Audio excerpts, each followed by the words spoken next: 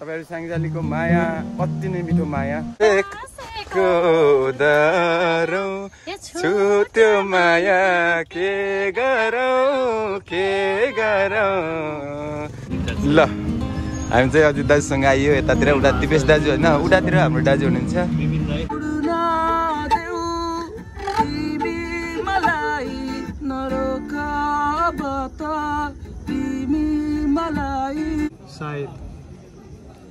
सायद तिम्रो र मेरो भेट नभएको भए न म यसरी अहिले रुन्थे होला न अहिले एक्लै भएको महसुस हुन्थ्यो होला।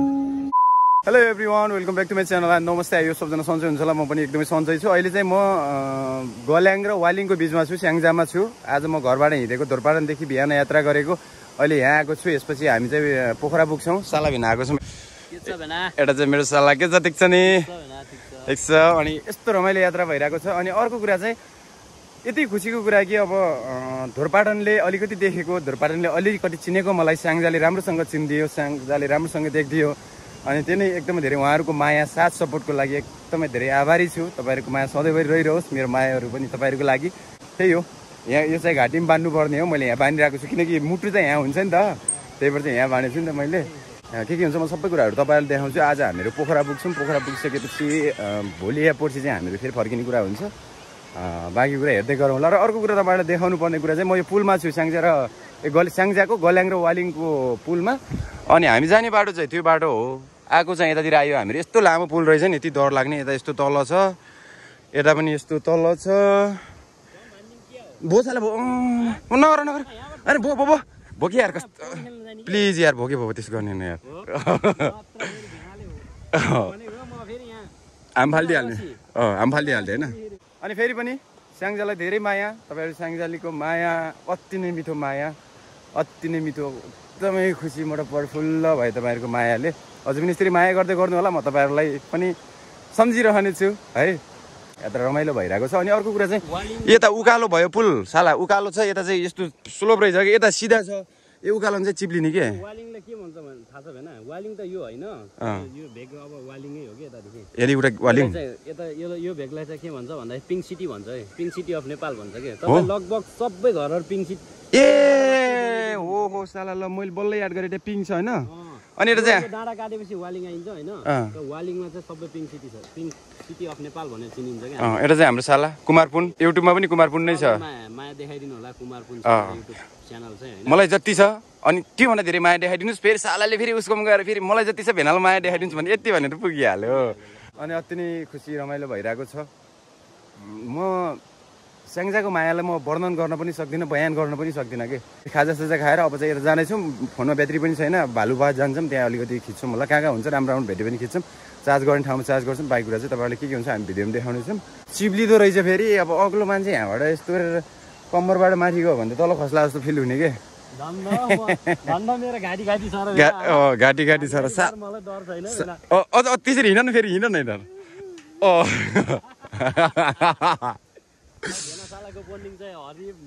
मजा हुन्छ मजा हुन्छ। हामी चाहिँ एउटा राम्रो प्रोजेक्टको लागि राम्रो कामको लागि हिँडिरहेको छौँ। यसपछि चाहिँ सालाको थोरै काम छ। त्यो काम भइसकेपछि मेरो थोरै काम छ। त्यो काम भइसकेपछि हामी सिधै अर्को प्रोजेक्टमा हुन्छौँ। हामी त्यहाँदेखि त सँगै प्रोजेक्ट त दनादन सबैजना स्टे ट्युन है। एकदम दामी दामी भ्लग आउँदैछ।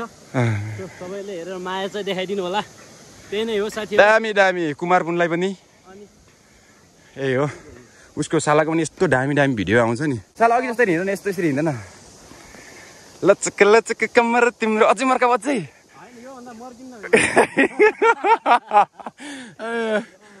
यता चाहिँ पाल्पा पर पाल्पादेखि यता गल्याङ पर्यो। अब चाहिँ वालिङ आउँछ। वालिङ पछि स्याङ्जा त्यसपछि भालु पहाड। Thank you so much Syangja धेरै माया। फेरि पनि आउने छु म स्याङ्जा तपाईँहरूको माया कसैलीको पोका बोकेर जाँदैछु म मुटुमा राखेर है। यो ढोटीहरूलाई देखेर पागल गराउनु लागिसक्यो यार। यताबाट आइयो होइन पाल्पाबाट आउने। अब स्याङ्जा आइपुग्नु थालेछ। अहिले चाहिँ हामी स्याङ्जा सिमडारा भन्ने ठाउँमा छौँ। अति नै राम्रो ठाउँ रहेछ यतातिर।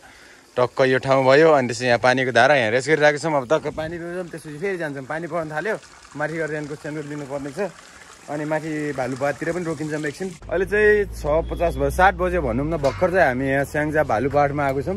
यतातिर पहाड रहेछ होइन, यो पहिला पनि आएको थिएँ, आउनु चाहिँ म त्यति थाहा थिएन। यहाँ फ्ल्यागहरू छ। यो पहाडमा भालु हुने त झाँप्रो हुनुपर्ने, हाम्रोतिर भालु हुनेबाट घाँस हुन्छ, यहाँ छैन। अनि गाडी त यहाँ हामी पोखरा जाने योबाट हो। अर्को साइड चाहिँ यो चाहिँ मलाई एकदम मनपर्ने बेस्ट ठाउँ हो कि, उताबाट खोला घुमेर यसरी गएको छ। यता चाहिँ हाम्रो साला भनेर यात्रा गरिरहेकै छौँ।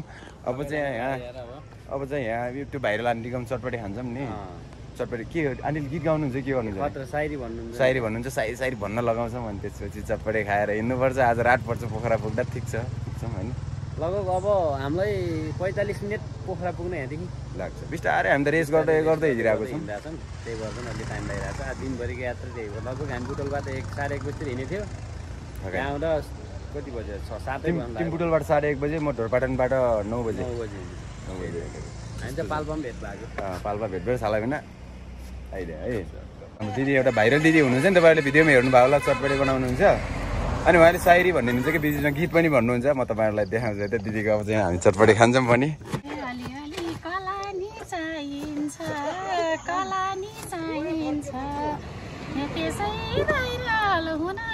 पाइन्छ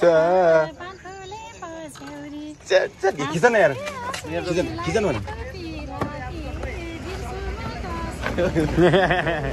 तिमी बाग्लुङमा परे स्याङ्जाको, म परे स्याङ्जाको, हे भालु पार्को डाँडामा भेट भएको, हाँसी लागेको पिराती बिर्समा कसरी। कति मिठो दिदीको स्वर, त्यस्तै मिठो चटपटी पनि।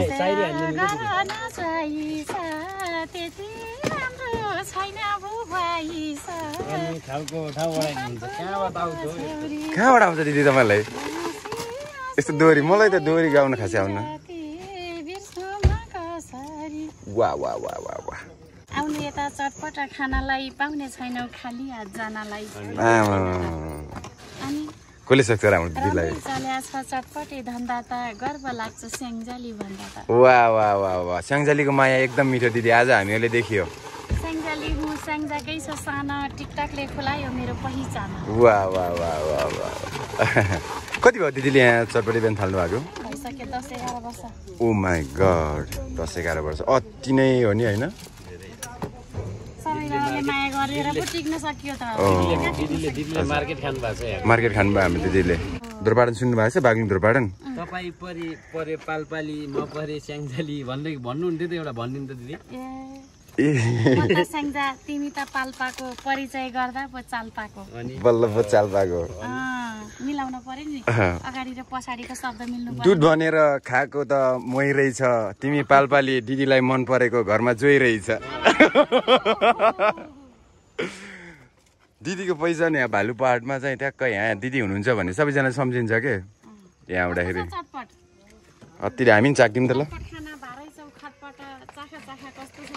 चटपट अब एकछिन पछि बनाइदिन्छ चटपट। त्यति साह्रै नभएको खटपटा केही हुँदैन, अर्ग्यानिक चटपटा। वाह वाह वाह दिदी। चटपटामा छैन नि कलर नभए नि आइरहेछ नेपाली ढङ्ग। आमा दामी दिदी, दामी दामी छौँ। सबै लोकल बनाउनु भएको छ। कलर सलर केही पनि छैन होइन? स्याङ्जाको बाटो घुमाउरो छ, निकाले रिङ्गटा लाउने, मुख नमिठो बनाउँछ। हजुर हजुर। टाठो बनाउँछ स्याङ्जाको माटोले, मुख बिगार्छ घुमाउरो बाटोले। अनि चटपट मन पर्ने के सबैजना। दिदीको नाम पो के हो? मैले नाम त मेरो पार्वती पोखरेल हो। पार्वती पोखरेल जस्तो नाम त्यस्तै मान्छे तपाईँ त। पार्वती भनेको एउटा भगवानको रूप हो नि। पहिलाका त त्यस्तै पार्वती विष्णु भनेर पहिलाका बुढाहरूले त्यस्तै खालको त नाम राख्थेन। हजुर। अहिलेका पो आमा बाको दुईटाको नाम जोडेर निकाल्छ निकनेम। अहिले त्यो आमा बाको नाम जोडेर निकाल्छ, नामको अर्थै हुँदैन। पहिला तपाईँहरूको त अब भगवानको नामबाट राम्रो नामहरू हुन्थ्यो। अब भगवानको नामबाट राम सीता लक्ष्मण हुन्छ होइन। हजुर।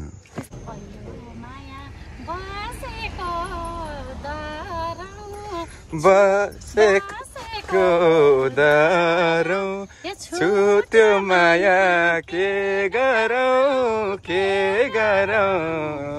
हेरो शिरबारीमा झका तेरी पनि खाकै हो माया पनि लाकै हो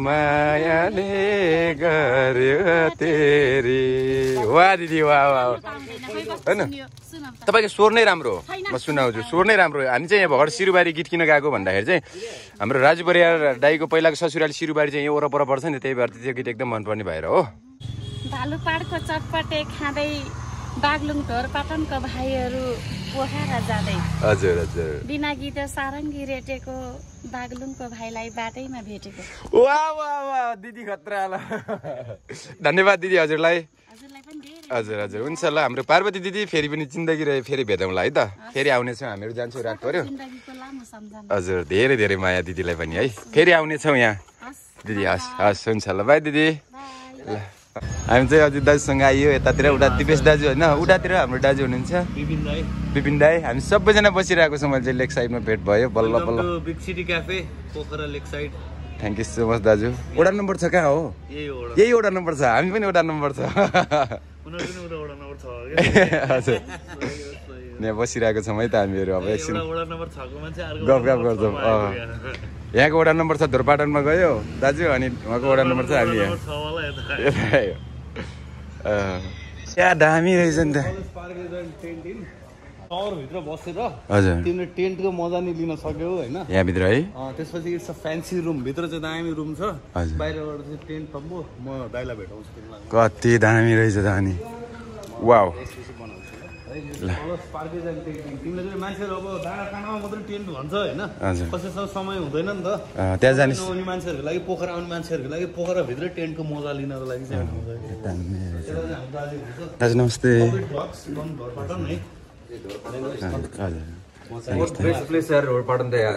थ्याङ्क यू आउनु होला यसो घुम्न धोरपाटन पनि हजुर सब पार्किङहरू हुने भयो सब टेनहरू रहेछ कि यहाँ माथि त आम्मा लेक साइडमा होइन क्लच प्याकेज भन्ने रहेछ अति दामी आम्मा कस्तो यहाँबाट छिट्टै फिल हुने त्यो चुयाहरू पनि राख्नु भएको छ अब त्यहाँ टेन हेर्न जान्छौँ हामीहरू है त हामी चाहिँ लेक साइड आइसक्यो दाइहरूसँग भर्खर आएको अलिकति ठगाइ पनि लागिरहेको छ अलिकति पनि धेरै ठगाइ लागिरहेको छ वाउ यो हाम्रोतिर पाउने चोया है निगालाहरू पनि छ अति दामी अनि यहाँ चाहिँ दाजुको क्लच प्याकेज खतरा रहेछ क्या कस्तो भाइब्स दामी भाइब्स यो चाहिँ टेनहरू पुरै टेनमा बस्ने अब माथितिर टेनमा बस्न माथितिर डाँडातिर जान नसक्नेहरूको लागि उहाँहरू चाहिँ जान नभ्याउनेहरूको लागि चाहिँ यहाँ चाहिँ यस्तो राम्रो बनाउनु भएको छ कि आम्मा अति दामी रहेछ यता चाहिँ यो बाथरुम भयो वाह सब सुविधा छ कि यहाँ टेनभित्र यो टेनभित्रको होइन अति धेरै अनि यहाँ बाहिर चाहिँ टेन छ यो चाहिँ धोरपाटनमा गर्नुपर्छ दाजु यो यतै पाउँछ कि दाजु कहाँदेखि ल्याउनु भयो हाम्रोतिर पाउँछ नि यो निकाल्दा चाहिँ ए लोकल तर यहाँ चाहिँ यो बच्यो है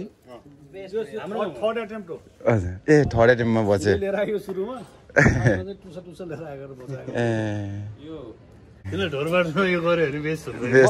मलाई भन्दा पनि तल फाँट भन्दा पनि दाजु अझै माथि डाँडामा कि देउराली छ नि देउराली के यस्तो दामी हुन्छ वाउ यो चाहिँ के चाहियो यो डबल बेड हजुर डबल बेड बाथरुम एउटै होला बाथरुम त है त्यही नै यस्तो राम्रो कि टेन्ट हो कि यो चाहिँ यो लेभलको आइडिया आउँदै आउनु के हो नि के भन्नुहुन्छ ल भन्नु त पोखराको बजारमा यस्तो बजारको बिचमा चाहिँ टेन्ट लिएर यो बाहिर आउँदा बित्तिकै नि डाँडातिर बसे जस्तो आउने कि त्यो चोयाहरू निगालाहरू देख्दा हुन्छ थ्याङ्क यू सो मच दाजु आज यहीँ बस्छौँ हामीहरू दाजुकोमा धेरै नै रमाइलो दामी छ थ्याङ्क यू सो मच दाजु थ्याङ्क यू सो मच दाजुको नाम चाहिँ मेरो सनोज पहाडी कति वर्ष भयो तपाईँले यो सुरु गरेको नोभेम्बरमा 2 वर्ष 2 वर्ष यो चाहिँ एडभर्टिजमेन्ट फेजमै छु हजुर हजुर हामीले नि support your friend just like you support a celebrity who does not know you exist भन्छ नि सेम कन्सेप्ट म चाहिँ यहाँ आउँदा फेरि दाइलाई होइन दाइ सार त मजाले सपोर्ट गरिदियो एक आपसमा सपोर्ट गरिदिनु त हो नि ए पोखरामा नि यस्तो ठाउँ छ है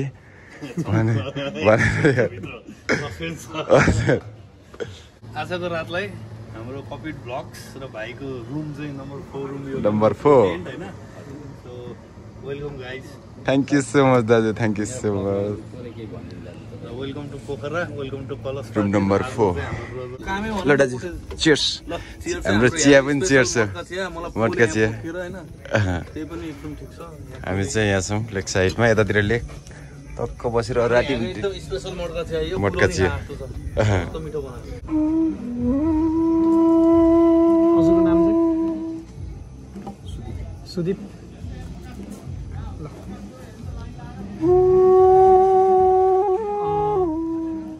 म चाहिँ आज यो सायद कविता हाम्रो सुदीप दाईसँग सरट टु सुदीप दाई अनि यो कविता चाहिँ जसरी सायदमा सुरु हुन्छ सायदमा नै अन्त्य हुन्छ है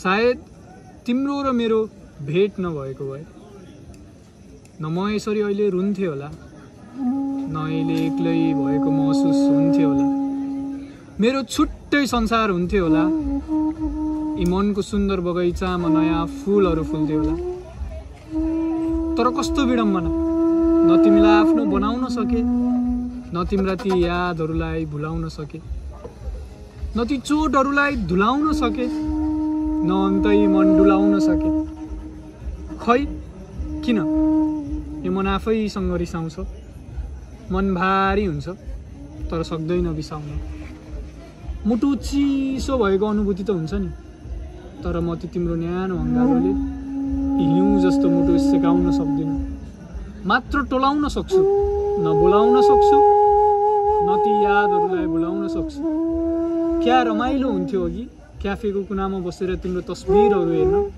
जुन मैले खिचिदिएको हुन्थे तर अहिले तस्बिर त धेरै छन् तिम्रा सँगै बसेर हेर्नलाई तिमी नै छैनौ गुनासो त केहीको छैन मलाई बस एउटा पछुतो चाहिँ छ तिमीलाई मेरो आमाको प्यारी बुहारी बनाउन सकिन तिमीले बस कल्पना मात्र गरिदिएको भए नि हाम्रो भविष्यको बारेमा सायद कथाले अन्तै मोडलिन्थ्यो कि मैले स्वयं मेरो नयनबाट निहालेको छु तिमी अरूको भएको तर तिमीले देखेनौ यी सब हुँदा पनि मेरो मन जलेको सायद कालो गाजलले गर्दा हो कि तिम्रो आँसुहरू रोकिएको हुनसक्छ ती मनको वेदना पहिले नै पोखिएको कसम त खाएको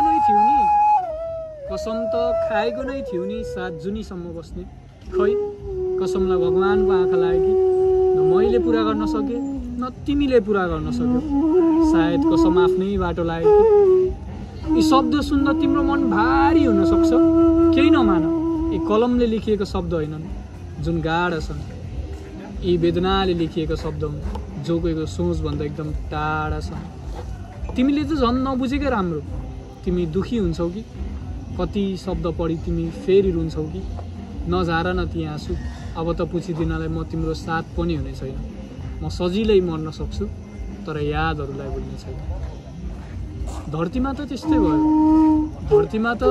भयो सायद स्वर्गमा भेटिन्छ कि फरक यति हुनेछ म कसैको याद बोकेर आएको हुनेछु भने तिमी कसैको साथ यमराज पनि दुखी होलान् कि हाम्रो कहानी सुनि म भनिदिने छु चित्रगुप्तलाई तिमी आउने बेलामा मलाई पुनः मारिदिनु भनेर बस फरक यति हुनेछ धरतीमा त तिम्रो तस्बिर र यादका सहाराले मरेको थिए भने स्वर्गमा ईर्ष्या र जलनले मर्नेछु म खुसी भएको अन्तिम पल कहिले हो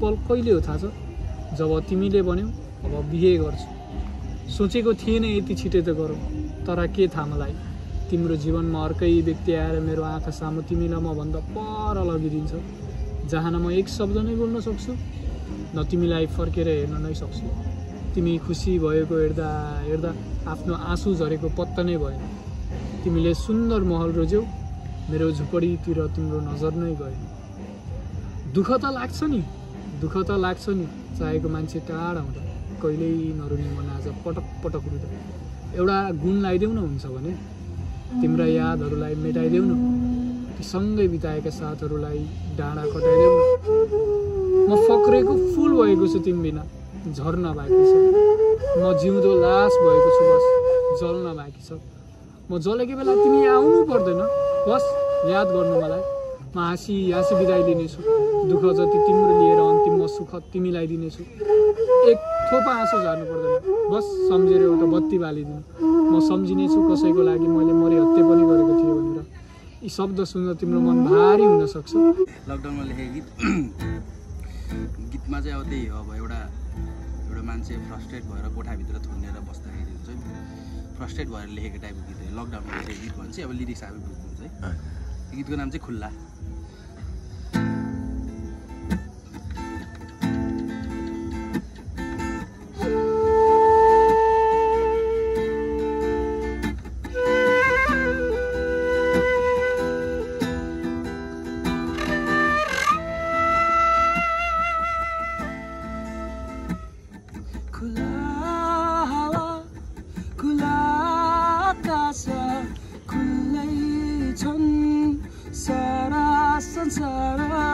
बन्धक छन् त केवल मेरा सोचहरू, उड्न देऊ तिमी मलाई नरोक अब त तिमी मलाई उड्न रमाउने खुल्ला पन्छी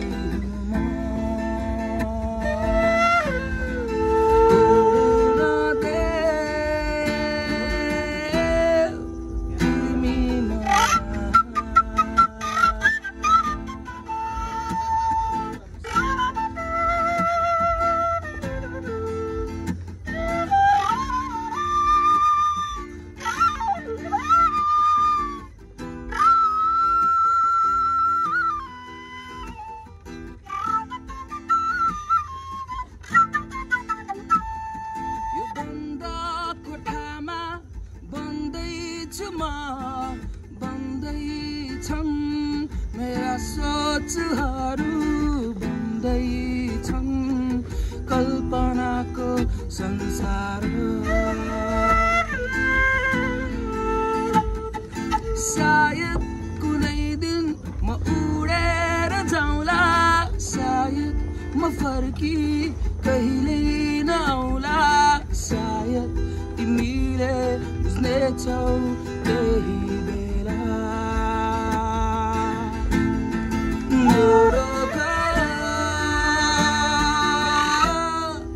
तिमी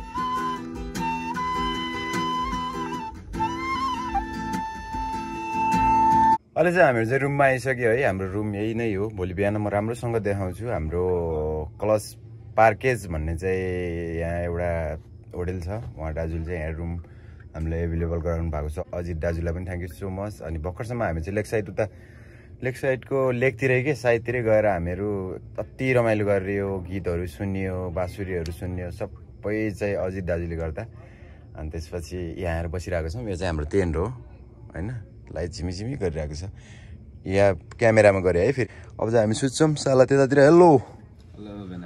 अनि हाम्रो ढोका चाहिँ यहाँ छ, यहाँबाट खोल्नुपर्छ। वासरुम चाहिँ त्यता। अनि के हुन्छ अरू कुराहरू चाहिँ भोलिको भिडियोमा देखाउने छु। भोलि पनि अति रमाइलो हुनेछ। सबैजनालाई धेरै माया अनि सम्झना। आफ्नो ख्याल राख्नु होला, आफ्नो फ्यामिलीको ख्याल राख्नु होला। खुसी रहनुहोस्, सुखी रहनुहोस्। फेरि पनि अर्को भिडियोमा भेट्नेछौँ। Love you. आज जो भेटिनु भयो सबैजनालाई।